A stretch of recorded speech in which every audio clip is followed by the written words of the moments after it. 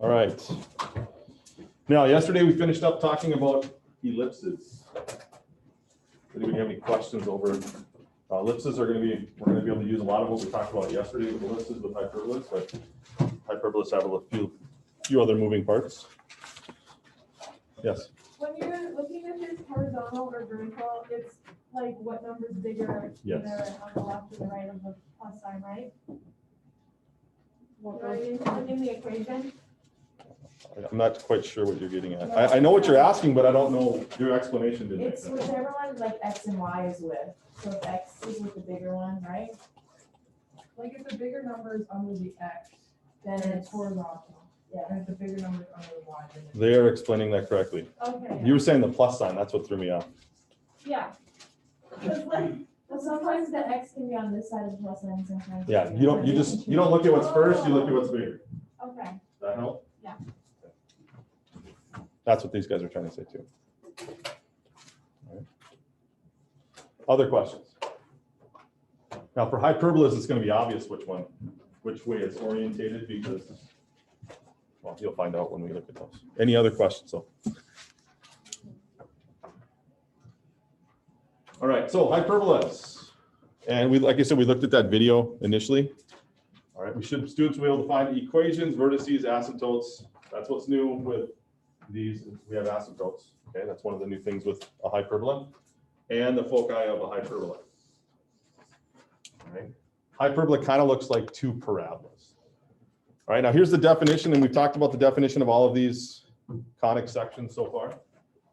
They're all based on distance.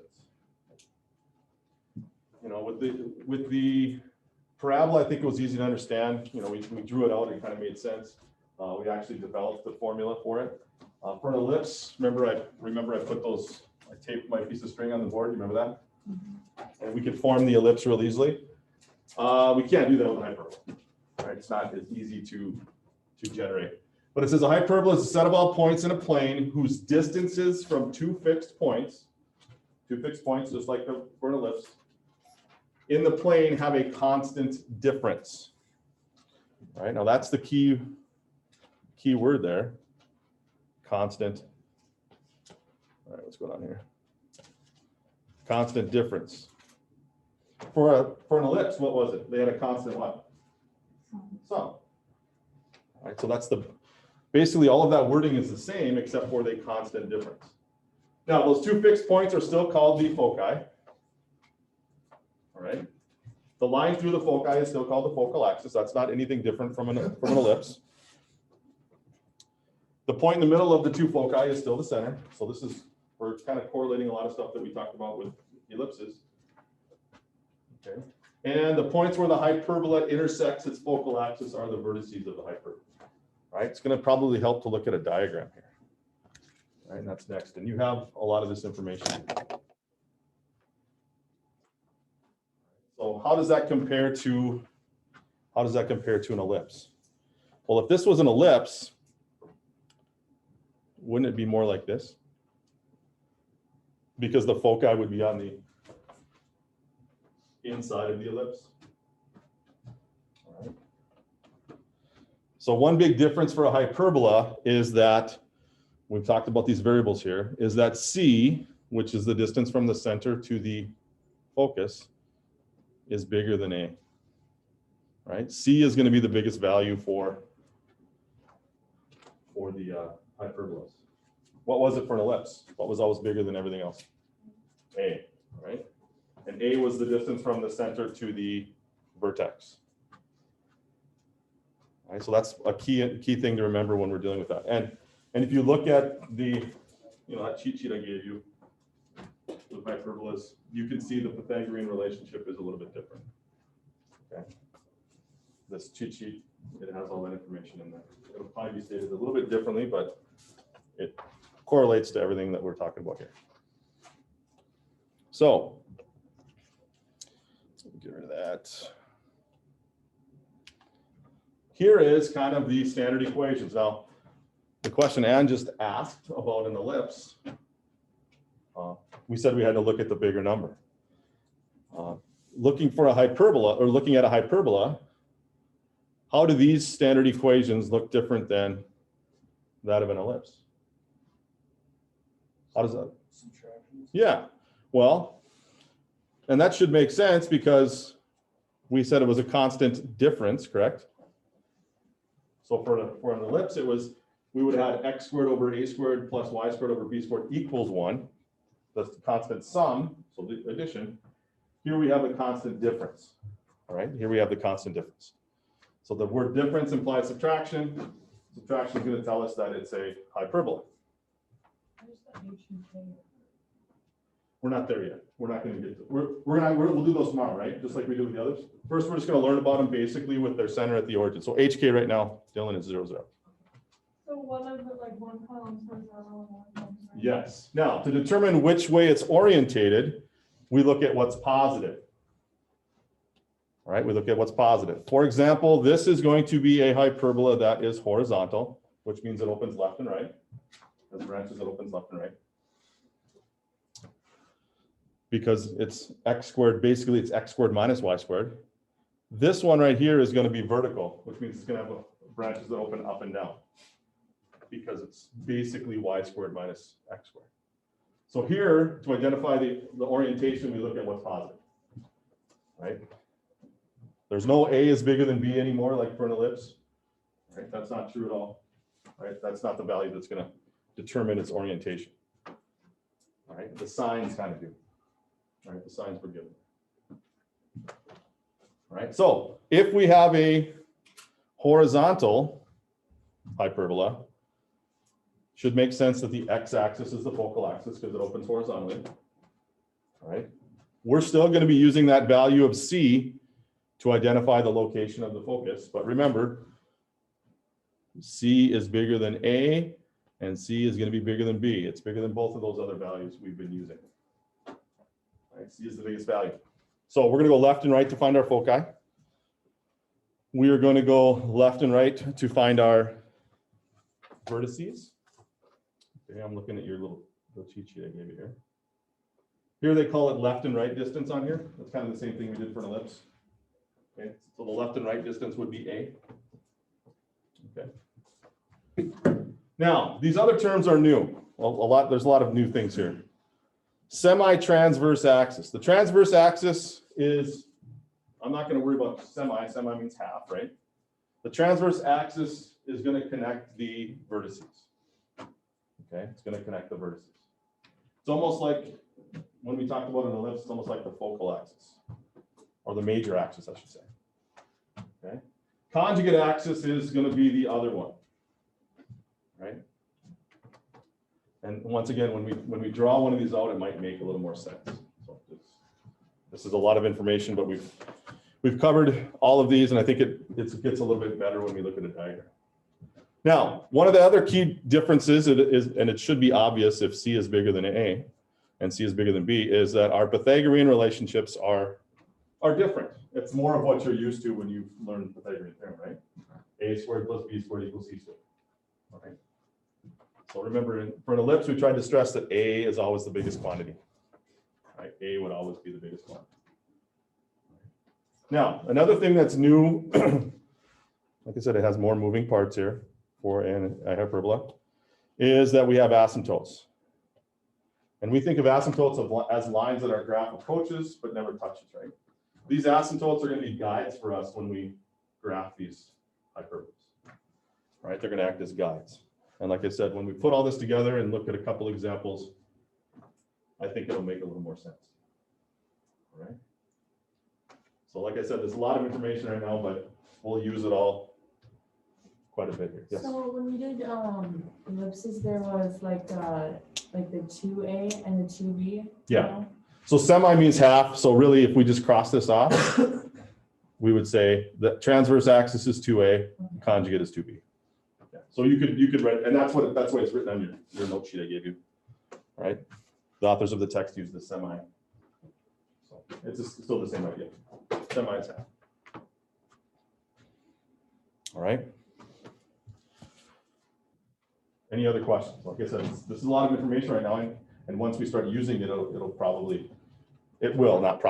a little more sense.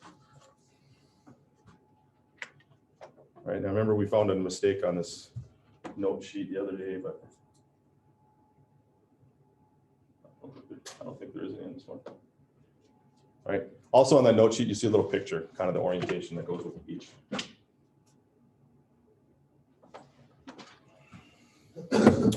All right. Well, let's look at an example here. Oops. I'm going to go to the whiteboard here, and I'm going to put an equation up here. Okay, and we're going to kind of correlate this with how we would do ellipses. All right, so first of all, this is an equation for an ellipse I'm going to put up here. X squared over 64 plus y squared over 36 equals 1. Now, if we were drawing that, so we're just going to review ellipses right here real quick, because it'll help when we start talking about hyperbolas. All right, it's not a very good 6 there, but oh well. Looks like a curly key there. Now, I think we could recognize that this is going to be a horizontal ellipse, because once again, 64 is bigger than 36. So it's horizontal, it's associated with X. So we would go 8 to the right, 8 to the left. All right, the square root of 64, right and left. And we would stretch 6 up and 6 down because 36 is the square of 6. And if we were making an ellipse, it would look kind of like that, wouldn't it? That's how we would form it. Right? And then some other things, you know, we said the foci would be on the major axis. They'd be here somewhere. This would be the center and all that other good stuff, right? Now, we can use a lot of that kind of beginnings there or start to help us with a hyperbola, right? I'm going to show you that here. All right. Oops, I don't want that though. I want subtraction.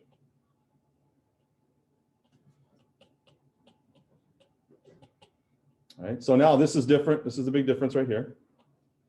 Otherwise, it's the numbers are the same, correct? So the one in black there is a hyperbola because it's the constant difference rather than a constant sum. Now, if we're gonna, and you know I'm always gonna start graphing them because I think that's gonna help you the most. Now, this one, we're gonna have our center at the origin because that's what we're starting with today here. We're gonna proceed just like we would if this was an ellipse right now. This is still our, this is still a squared, which means a is 8. That's still our right and left distance. Okay. This is still our b squared is 36, which means b is 6. I'm going to go up 6 and down 6. But instead of forming an ellipse there, if I want to graph this, and this is how I learned how to graph these many years ago, we're going to form a rectangle. And yes, that ellipse, if this was an addition symbol here, that ellipse would fit inside that box, wouldn't it? Right? That ellipse would fit inside that box. Now, why do we make this box? Well, the diagonals of this box, those are going to be those asymptotes we need. Okay. The diagonals of that rectangle are going to be those asymptotes. Right? So there's a lot of similarities when we get started graphing hyperbolas to those of an ellipse. All right. Now, I think we agree that this is a horizontal hyperbola. Why is it horizontal, Pink? X squared minus y squared. It's horizontal. So that means these must be my vertices right here.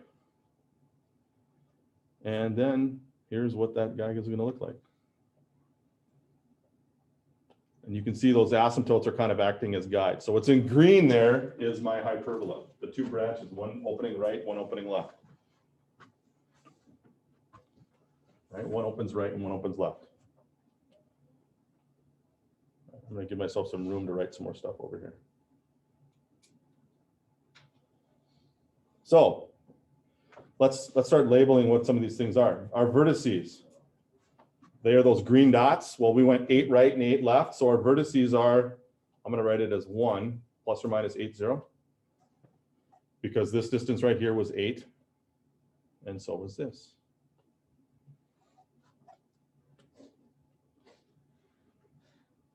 Our center, it kind of goes without saying, is the origin. That's what we're going to talk about today. Right.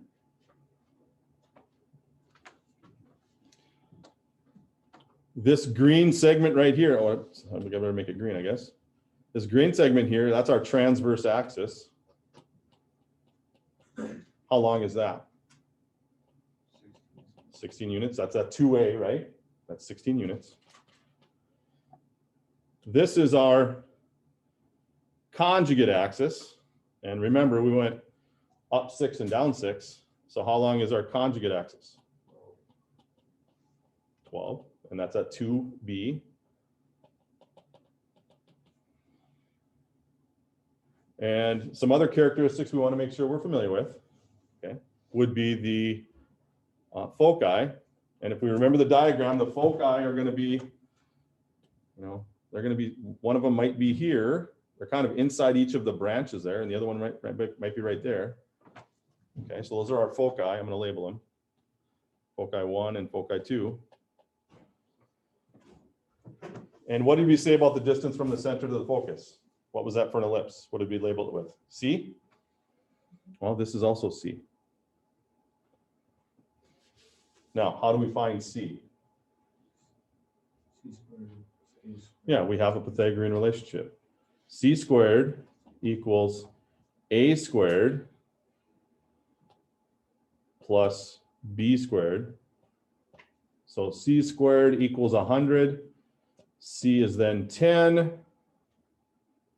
So if this distance down here is 10, that means our foci are going to be plus or minus 10, 0. Right? C is 10, which is bigger than A, and it's bigger than B, right? It's bigger than A and bigger than B. C is the biggest value there. Questions so far? We're going too fast? All right, so a lot of that information that was on the previous slide, like I said, it seems overwhelming when you look at all at once, but if we do one at a time, it's not too overwhelming. Okay. Now, the only pieces or characteristics we haven't talked about are the two asymptotes. Now, if our hyperbola is centered at the origin, the asymptotes are simple. Because what point do they pass through? 0, 0. So we just need to figure out the slope, right? Well, finding the slope is a piece of cake. How far did we go up? 6. How far did we go over? So 6, 8. That would mean this one is y equals, I'm going to go 3/4 x, just to simplify it. Rise over run. And for this one over here, we would go down 6 and over 8. So what's going to be the equation of this asymptote? If we go down 6 and over 8, what's that going to be? Negative 3/4. Okay. Now, when we start moving these around, can you see the asymptotes might take a little more work? Because they're not going to have their center at the origin. But if we have them centered at the origin, basically our asymptotes, I'm going to run them over here too. And those are guides, are y equals plus or minus 3/4 x.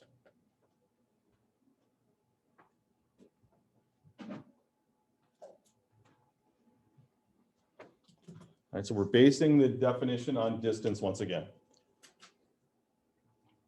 The key thing is that's the difference between the two. Yeah, excuse me, the difference between the distances between those two fixed points is a constant difference. Constant difference. Okay. Hence the reason we have subtraction. Questions?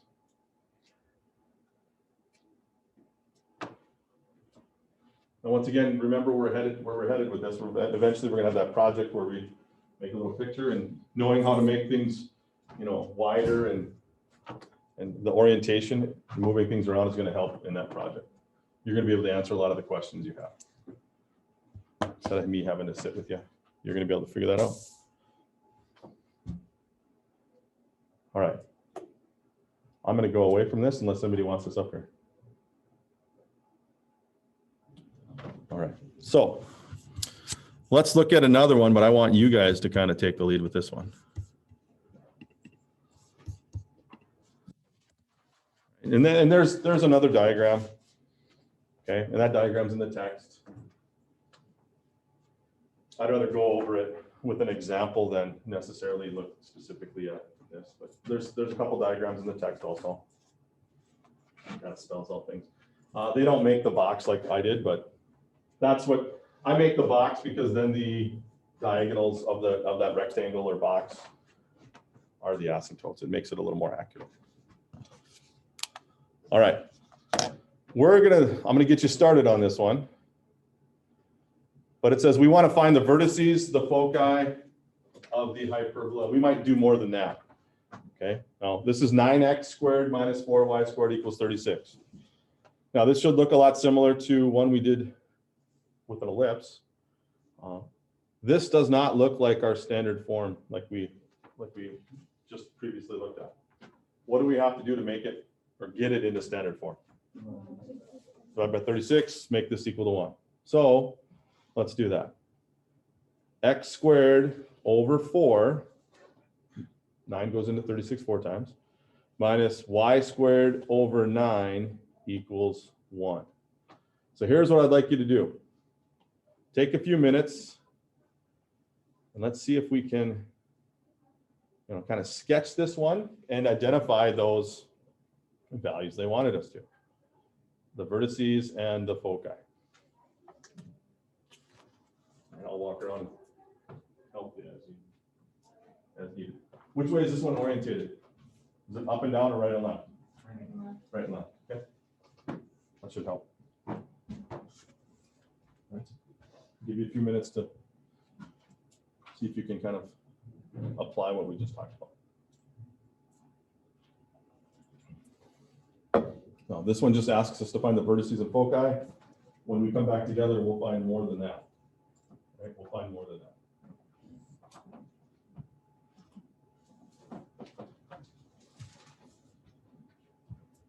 Remember, A doesn't have to be bigger than B or anything. Don't worry about that. C is the biggest value.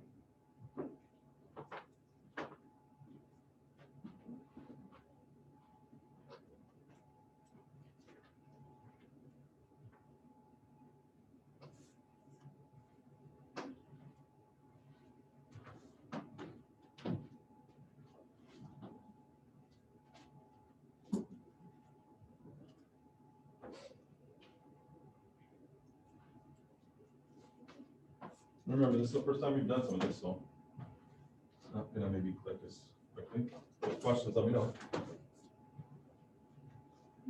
Cheating. I'm kidding, gotcha.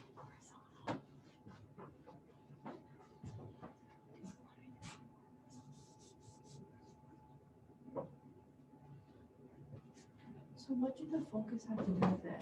Do they just help you find? Those are the 2 points that are the distances has a constant difference from. So realistically, if I go, change your pencil. Yes, it's right here. So basically, what they're saying is that if I find this distance, the difference between those two is that constant distance. So if I take a long minus this other one, no matter where I go, the difference. For this one, it would be right here. Yeah, they're on the inside. Yeah, yeah, that diagram can help you because they're on the inside of the branches. And the only way you can find them is with the Diagram. Yeah, unless you were given them.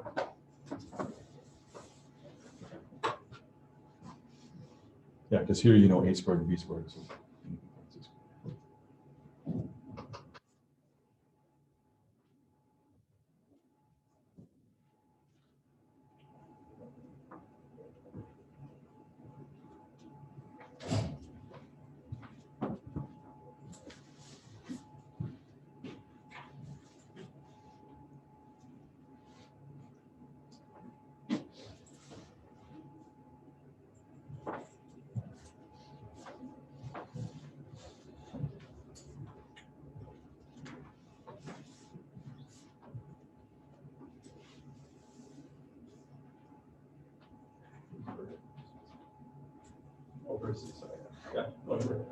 was reading upside down.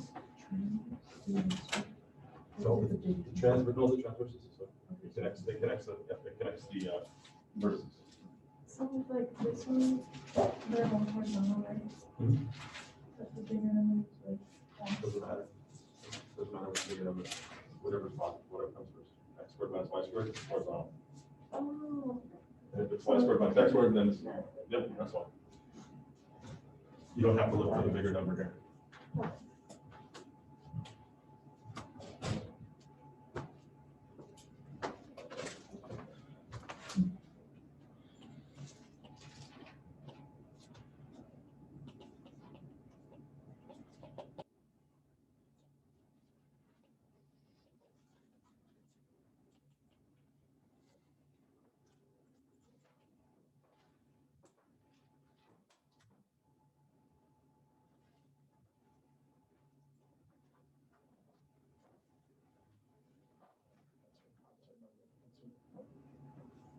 You got it? You can undo it?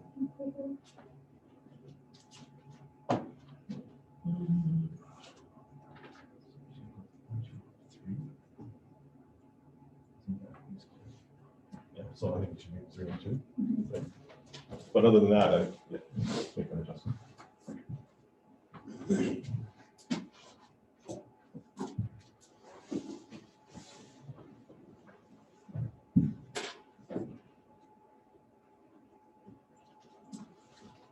go. So you're interested. That's the distance from, yeah, it's the distance from that's C, right? All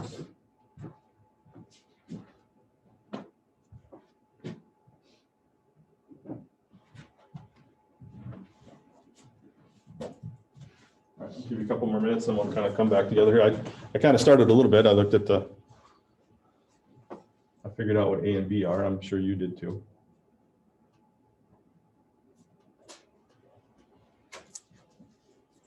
All right, so even though it looked maybe confusing with all that information on that slide or on your note sheet, cheat sheet, it's not as complex once you apply it. I hope you find that.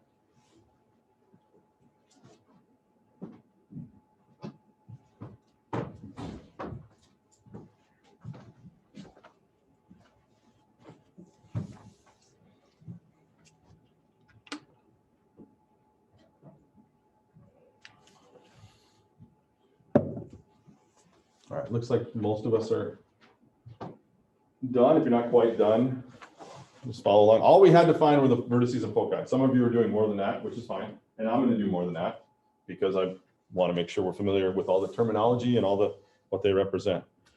All right, so the center is at the origin. This is going to be horizontal. We all talked about that. I have a squared is 4, which means a is 2. So I'm going to go 2 to the right and 2 to the left. Those are really going to be my vertices. Right? B squared is 9, which means B is 3. So I'm going to go up 3 and down 3. And I'm going to form my little rectangle here. And then I like to put in the asymptotes as their guide. Okay. You don't have to. Some of you didn't, and that's fine. So since it's horizontal, these are my vertices.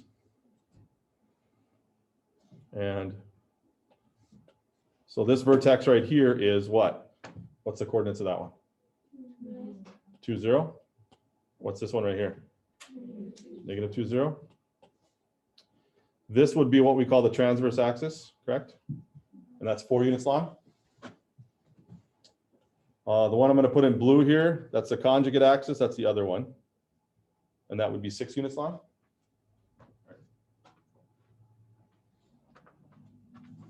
And once again, you weren't asked to find all that stuff, but I think you can see that now, those values. Foci are going to be on the inside of the hyperbola, right? And just to explain something, Peyton asked a question as you guys were working. These are those 2 points where the distance between those 2 points is the constant difference, right? So if I subtract the lengths of those line segments, that's the constant sum. Kind of like when we said the length of the string, when it was the constant difference. Okay. So if I subtract those line segments, that would be the same no matter if I went from here to here. right? The difference between the distances there should be that constant. Right, so I'm not trying to confuse you there. I just wanted to explain what she asked. That was a good question. Now, we need to find these foci, and I think many of you did. And you said c squared was a squared plus b squared, or b squared plus a squared, whatever. C is then the square root of 13, which means this focus is square root of 13, 0. And this one is negative square root of 13, 0. Any problem with that? All right, my diagram got a little busy here because I explained some of that other stuff. And you didn't have to, but some of you did. Some of you did find the equations of the asymptotes. All right. And it's you weren't required here, but once again, when we formed that rectangle, oops, different color here, we went up 3 and over 2. That one's y equals 3 over 2x. And for this one, we went down 3 and over 2. So this is y equals negative 3 over 2x. And yes, the slopes for these asymptotes will always be opposite in sign. They'll always be opposite in sign. Okay. All right, any questions there? Now remember, we could probably do a lot of that without a drawing, but does the drawing help? I think it does. Okay. And if you'd want to do it without a drawing, that's fine. But remember, if you have trouble, my first suggestion is going to be to draw it out. All right, so we were given the equation and we used that information on our cheat sheet to piece everything else together. All right. And you can see they did some of that work without, they did some of that work on this slide here without drawing it. Okay, without drawing. All right, here's another little challenge for us. See if we can do this one together here, but I'm going to have you guys maybe take the lead more. Find an equation of a hyperbola with foci 0, 4, 0, negative 4, and whose conjugate axis has a length of 2. Okay. Equation of the hyperbola with foci 0, 4, 0, negative 4, whose conjugate axis has a length 2. Well, how should we get started, Ann? Draw it. Draw it, yeah. It's a good idea. It's exactly what I would do. But you knew that, right? Yeah. So the foci are 0, 4, and 0, negative 4. Now, what are some things that tells us right away? It's vertical. What else? There's more. There's like 2 other things at least. We're not worried about the conjugate axis yet. But yeah, we know that. But just let's just work on the foci being 0, 4, and 0, negative 4. It tells us it's vertical. What else does it tell us? Yes. Okay, it's vertical. And it tells us that C is 4. What else does it tell us? Kind of, it's obvious, but you're not, maybe it's too obvious. How did you get that C is 4? This distance right here would be C. Well, the other thing that's I think is obvious is what? The center is the origin. Okay. I mean, that's, you don't think about that, but that's, it has to be in the middle, correct? So the reason it's 4, Peyton, is that that's 4 units, right? Center of focus is 4. Okay. So once again, just knowing that one little piece of information, or those two points, it told us a lot. So if I'm sketching this, you know, the foci have to be on the inside somewhere. So I don't know how wide this is going to be or anything. It's going to look maybe kind of like this, right? I have no idea how wide or whatnot, right? But I'm just sketching it in there. So the other thing we knew was the center was 0, 0, which, like I said, that goes without saying because you kind of knew that's what we're working on today. Now, Thomas started talking about the conjugate axis, and I said we'll deal with that next. But What does that mean if the conjugate axis is length 2, Thomas? B is 1, okay? So that means when we made our little rectangle, we would go out 1 unit to the right and to the left, right? And they're telling me that that means B is 1. And I agree. Okay. So it doesn't seem like we were given a lot, but we were given more than enough information to come up with this equation. So I think our equation is going to have to look like this. Oops, not plus. I don't know why I put plus there. Took out the whole axis there. I'll put that back. And minus x squared over b squared equals 1. Well, we need to figure out what a squared and b squared are. Which one do we already know? B squared.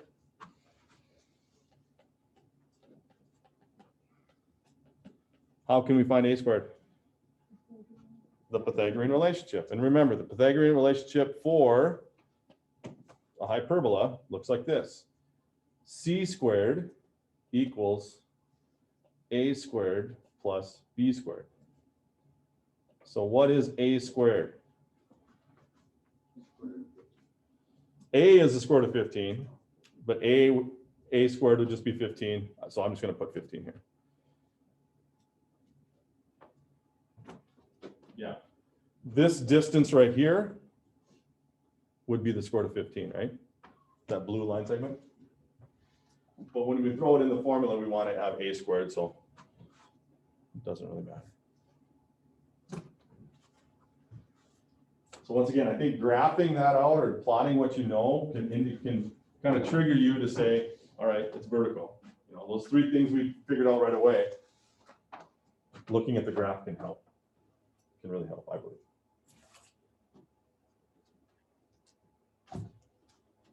Questions?